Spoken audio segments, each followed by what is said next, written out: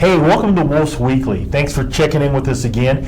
You know, when my grandma was born, somewhere around 1905, as she went to school, they didn't let them have their own pencils. So they would hand pencils out to the kids, and they'd let them use the pencils, and then they would collect the pencils. Kids didn't bring pencils to school.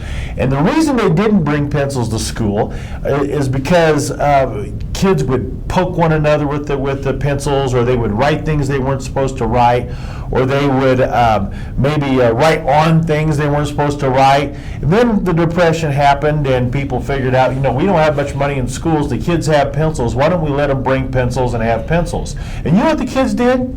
They poked one another. They wrote them things they weren't supposed to write. They wrote things they weren't supposed to write. They handed notes to one another. All those things they said they would do, they did.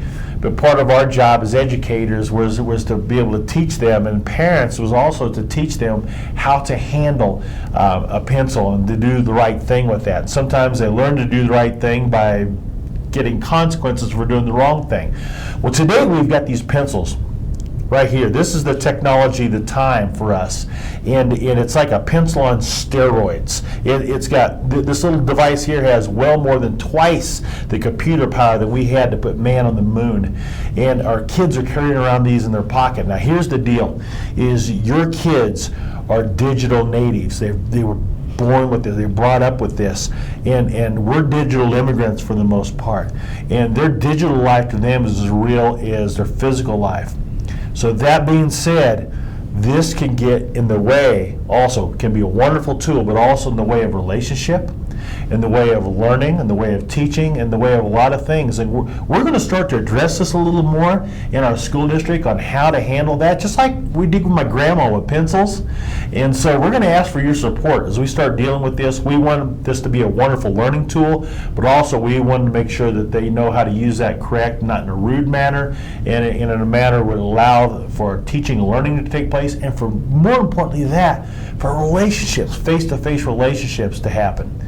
You know, last week I visited with you a little bit about some of, you know, we challenged you to help us with the drug problem, and I shared a little bit about vaping and some of these little jewels that are happening in our schools, and we're going to address that. One of the things we've done, though, is we have planned a community night. This Monday night, December 10th, we're asking you to come in. We've got free food for you. We're getting it catered from 5:30 to 6 o'clock, so it's like a date night. Parents, it's a date. And we'll even have babysitters there for you. Babysitters for your kids for free. You can come eat out and then have an opportunity to be able to stay at our middle school.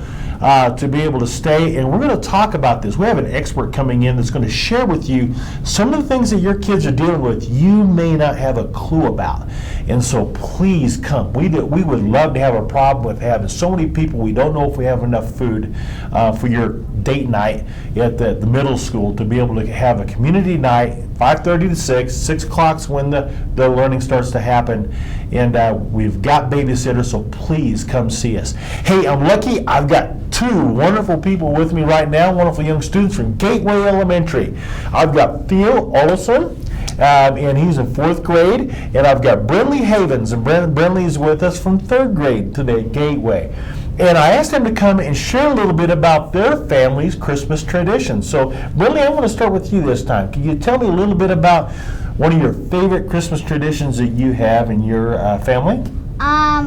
So we usually have a giant dinner, like not too big, but my Mimi makes rolls and mashed potatoes and everything like that. And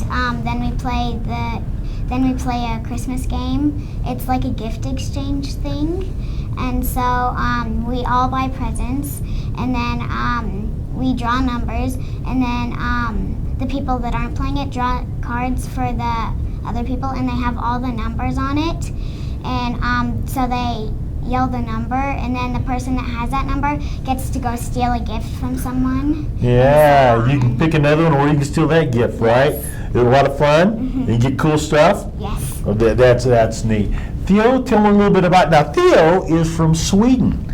As it turns out, a whole other country. Yeah, and so, but his traditions aren't greatly different. Tell me a little bit about some of the traditions and some of the things that you really enjoy during the Christmas season. Or Hanukkah season. My family celebrated Hanukkah as well. So, what we celebrate in the Christmas season, we always, we have our grandma and grandpa coming here. They always come. They bring us candy. We maybe play even like a board game or anything like fun. And then we eat like a lot of seafood. Yeah, 'cause Sweden's, everybody's close to the ocean in Sweden, aren't they? Yeah. Yeah. But there's a lot of things. There's just a lot of dishes with like a lot of stuff like let's say like small hot dogs or something like that. Yeah. And then So the food's kind of the same. Yeah.